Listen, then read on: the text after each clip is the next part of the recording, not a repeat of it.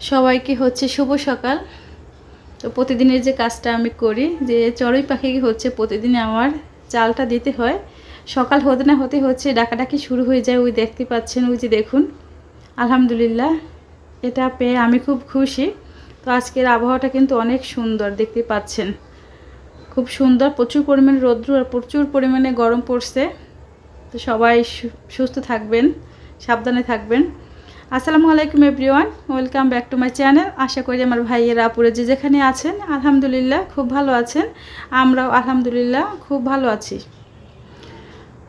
তো আজকে আর একটি নতুন ভিডিও নিয়ে শুরু করলাম। ভিডিওটি দেখতে হলে আমার সাথেই থাকবেন।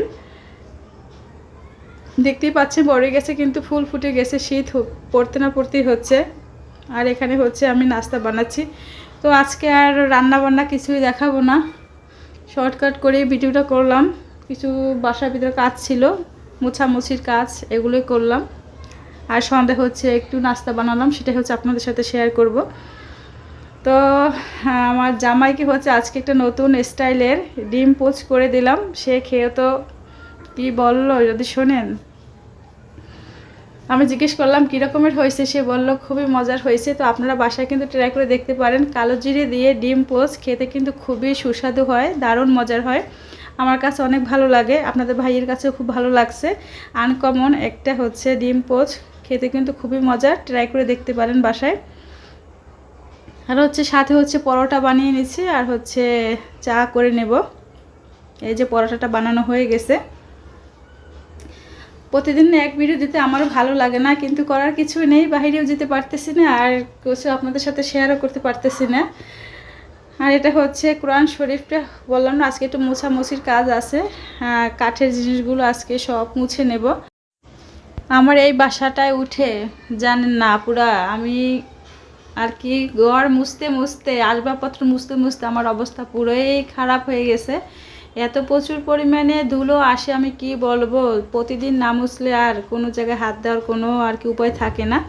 দেখতেই পাচ্ছেন প্রতিদিন হচ্ছে মুছতে পারি না। তো একদিন পর পর হচ্ছে মুছি, তা অবস্থা খুবই খারাপ হয়ে যায়। আর বাসার ভিতরে তো প্রতিদিনই মুছতে হয়, সেটা আর কি বলবো, এই অবস্থা। তো করার কিছুই নেই। এখন হচ্ছে আমি টুকটুক করে হচ্ছে জিনিসগুলো মুছে নেব। ও দেখে এখানে হচ্ছে শোকেস, আর ভিতর হচ্ছে ড্রেসিং টেবিল সব কিছু আর কি, ওগুলো আর শেয়ার করলাম না, ওগুলো মুছে নিলাম, আলমারি। আর এখানে হচ্ছে সামনে যে জিনিসগুলো আছে ওগুলো হচ্ছে আপনাদের সাথে শেয়ার করতেছি। ময়লা থাকলে না একদম ভালো লাগে না, মাথা মনে হয় যেন নষ্ট হয়ে যায়। তো আমার মতন কে কে আছেন সবাই একটু শেয়ার করবেন। কোনোভাবেই হচ্ছে মুছে রাখা যাচ্ছে না। ছেলে তো আগে ছোট ছিল, ময়লা করতো, এখন তো আর ছেলেও ময়লা করে না। আর জানালা গ্রিল কি বলবো, আর প্রতিদিন যদি না মুছি সেখানে আর হাত দেওয়ার কোনো উপায় থাকে না।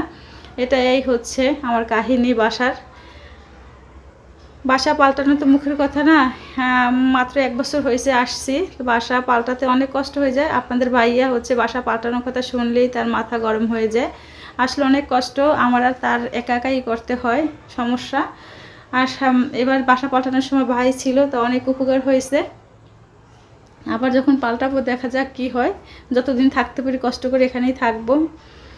আর এটা হচ্ছে পোলাও, কিছু পোলাও ছিল, ওটা হচ্ছে গরম করে দিচ্ছি ছেলেকে দুপুরে। আর দুপুরে রান্না করছিলাম যে মুরগির গোশ, আর হচ্ছে কলা তরকারি, কাঁচা কলা। আর এখানে হচ্ছে সন্ধ্যাবেলা হচ্ছে আমি চিকেন ফ্রাই করে নেব। আর এটা হচ্ছে আমি প্রসেসিং করতেছি।